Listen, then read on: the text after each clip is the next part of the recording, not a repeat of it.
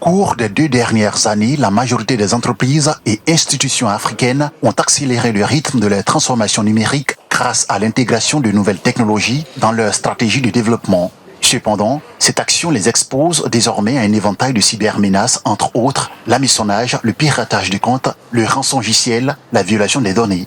Ces risques ont révélé la nécessité, tous secteurs confondus, de s'équiper de solutions de cybersécurité pour les affronter. À Abidjan, le Cyber Africa Forum abordera cette année la nécessité de renforcer les partenariats multisectoriels et transnationaux en matière de sécurité numérique, surtout sur les solutions qui favorisent la sécurisation de la transformation numérique en Afrique. On discutera de gouvernance de la sécurité de l'information.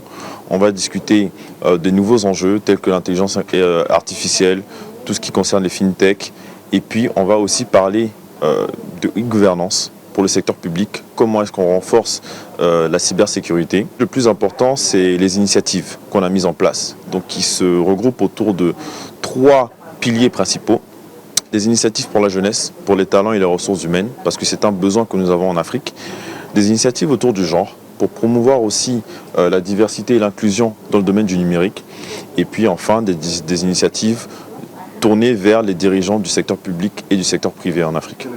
Des pistes d'action ont déjà été formulées lors de l'appel d'Abidjan, annoncé lors du Cyber Africa Forum 2022. Elles portent notamment sur la sensibilisation des parties prenantes et les sociétés civiles sur le traitement de la sécurité numérique dans un effort de performance opérationnelle ou encore sur l'instauration d'un cadre de gouvernance favorable à l'innovation et aux investissements dans la cybersécurité.